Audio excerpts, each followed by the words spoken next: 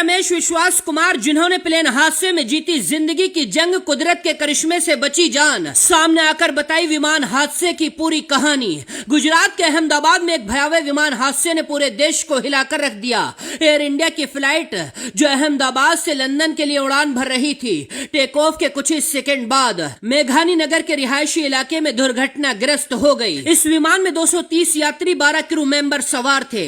आग का गोला बन चुके विमान में मलबे में किसी के भी जिंदा होने की उम्मीद नहीं थी, लेकिन 40 साल के रमेश विश्वास कुमार ने मौत को मात देकर एक चमत्कार रच दिया। तबाही और मातम के बीच एकमात्र जिंदा इंसान बचकर बाहर निकल आया। रमेश, जो सीट नंबर 11A पर बैठे थे, एक ब्रिटिश नागरिक हैं और पिछले 20 साल से लंदन में रह रहे हैं। वो अपने भाई अजय कुमार रमेश के साथ भारत में अपने परिवार से मिलने आए थे। हादसे के बाद रमेश ने मीडिया को बताया, टेक ऑफ के 30 सेकंड बाद एक जोरदार धमाका हुआ। विमान हवा में लड़खड़ाया और फिर धड़ाम से जमीन पर गिर गया। जब मेरी आंख खुली तो चारों तरफ लाशें और मलबा था। मैं डर गया, लेकिन किसी तरह सीट से निकला और जलते मलबे से बाहर भागा।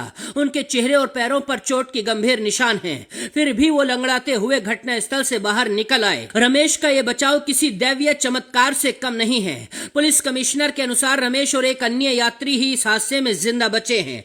दूसरा यात्री अस्पताल में है, लेकिन रमेश का वीडियो जिसमें वो मलबे से निकलकर चलते हुए नजर आ रहे हैं, सोशल मीडिया पर वायरल हो गया है। लोगों ने इसे मुकद्दर का सिकंदर और कुदरत का चमत्कार बताया। रमेश ने कहा, मुझे नहीं पता मैं जिंदा कैसे बचा, शायद ऊपर वाले की मर्जी थी। मैं अपने भाई को ढूंढना चाहता हूं, वो मेरे साथ था। यह हादसा भारत के सबसे घातक विमान हादसों में से एक है, जिसमें 242 लोगों में से ज्यादातर की जान चली गई। शुरुआती जांच में इंजन की तकनीकी खराबी को कारण बताया जा रहा है। रमेश की कहानी ने लोगों को हैरान कर दिया।